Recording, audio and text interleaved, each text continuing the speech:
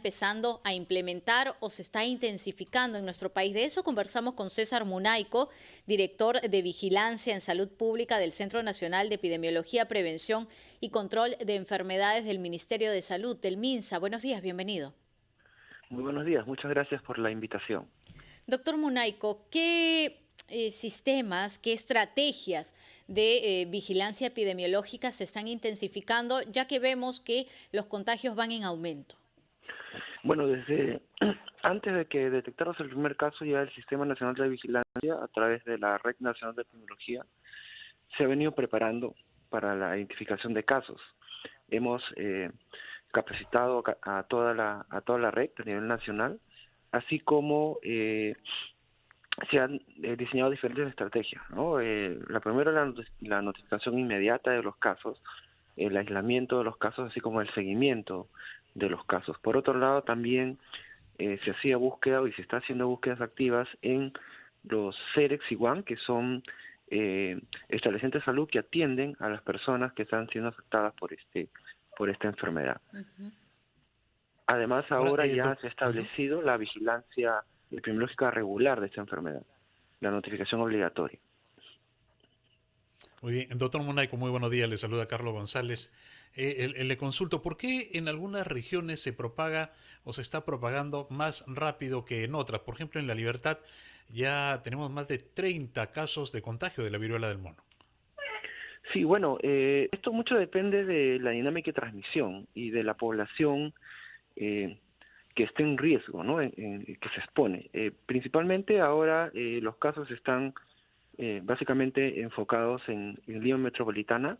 Ahí de los 712 casos que tenemos, 602 están en Lima, y de los cuales 600 están en Lima Metropolitana. Y tiene mucho que ver con la dinámica en estos lugares, ¿no? Por otro lado, hay otras regiones como La Libertad también, y también las zonas de la selva y el norte del país, que probablemente estén en riesgo de poder incrementar los casos en los siguientes días. Uh-huh. Doctor Munaico, ¿y se podría decir en todo caso que nuestro país está frente o nos encontramos ante una nueva crisis sanitaria?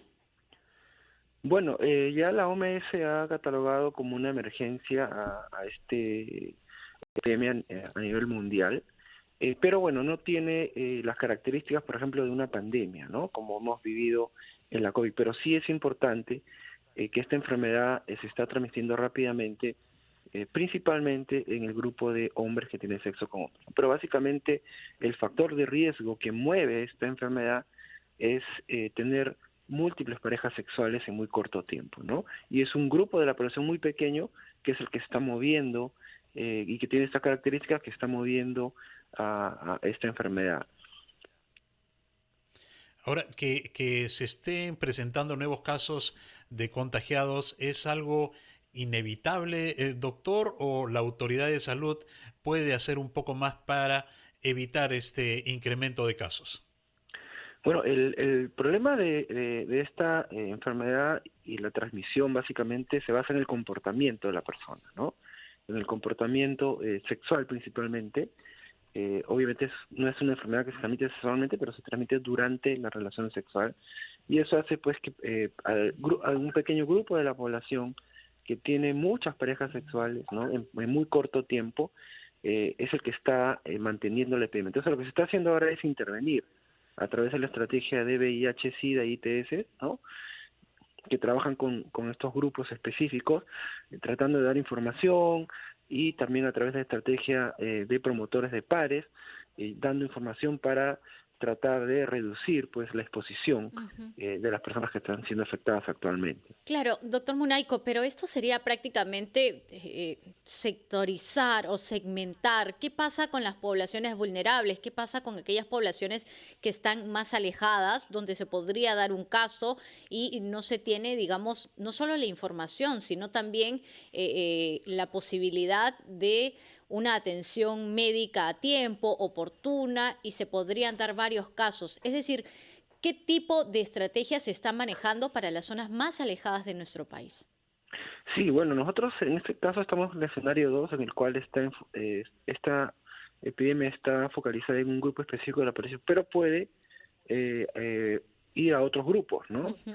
Y en este caso eso ya se está previendo, tenemos un plan como Ministerio de Salud y se está trabajando ya en lo que es la capacitación del personal, en que puedan reconocer los temas y también el manejo adecuado de los casos, ¿no? Ya a nivel nacional se ha capacitado, seguimos trabajando, supervisando los diferentes lugares del país, también trabajando con las regiones, ¿no?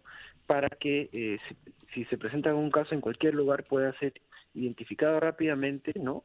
Y evaluado, así como notificado a nuestro sistema de vigilancia. ¿Se puede calcular, doctor Munaico, se puede prever cuándo podríamos aproximadamente estar ante el pico más alto del número de contagios de casos de la viruela del mono?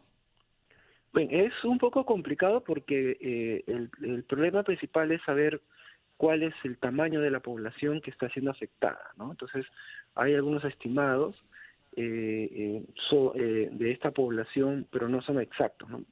Lo más probable es que nosotros esperamos que por lo menos se llegue en las próximas semanas a 1.000 casos, ¿no?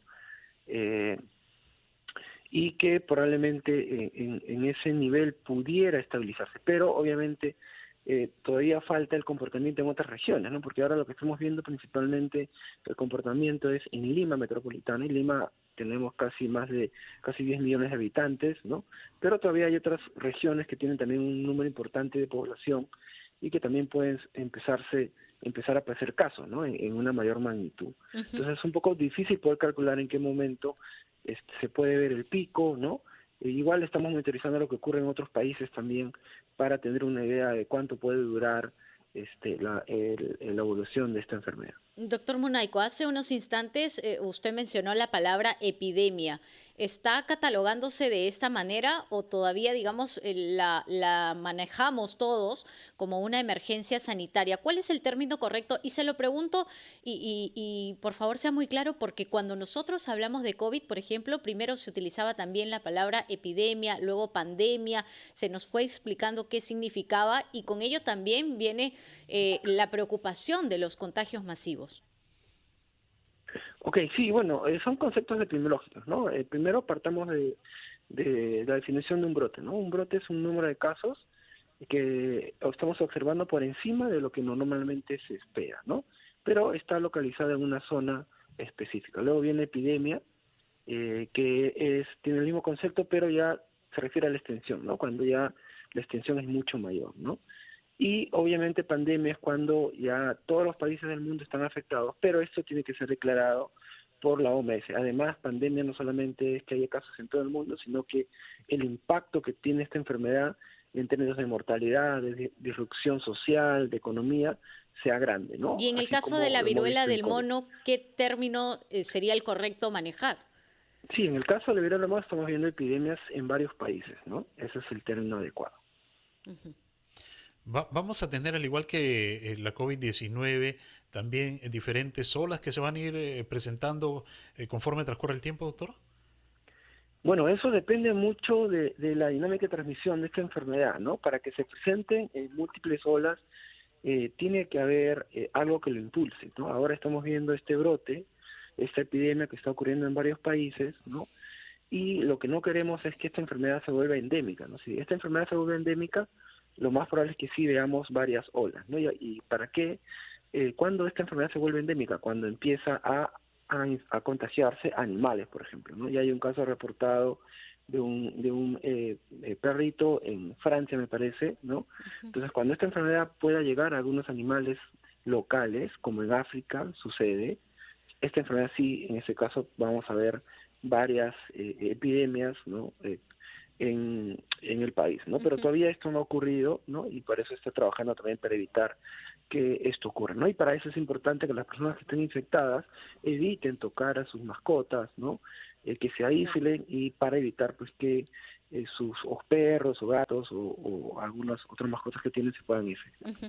Muy breve, doctor Munaico. ¿Se está conversando, pensando desde el Ministerio de Salud establecer algún tipo de sanciones para aquellas personas que no cumplan su cuarentena? Me refiero a personas con viruela del mono. Y se lo pregunto puntualmente porque hay un caso llamativo en Huancayo que una persona no cumplió y no solo no cumplió, sino que incluso viajó hasta la capital. Es decir, expuso a otro tipo de personas, tuvo contacto con, más allá de su círculo cercano, otros que estaban aquí en la capital y luego retornó y dijo, bueno, lo lamento y ahora sí voy a cumplir mi cuarentena. Bueno, en realidad no se ha pensado en esto. Lo que sí se está trabajando es en informar adecuadamente al paciente y la importancia que tiene de estar aislado, ¿no? De todos los casos que hemos tenido, en realidad todos, excepto este caso, Ujú. no ha cumplido con este aislamiento, ¿no? Pero todos los pacientes actualmente están cumpliendo el aislamiento, se le está haciendo un monitoreo cercano y ya están saliendo de alta después de los 21 días, ¿no? de enfermedad. Muy bien. Muy bien, en este escenario entonces se requiere, doctor Giovanna, ser reiterativo, ¿no? En cuanto a las recomendaciones que se le brindan a los ciudadanos, hay que cumplir con las medidas Sí. preventivas. Agradecemos por este diálogo al doctor César Munaico, director de Vigilancia en Salud Pública del Centro Nacional de Epidemiología, Prevención y Control de Enfermedades del Ministerio de Salud. Muchas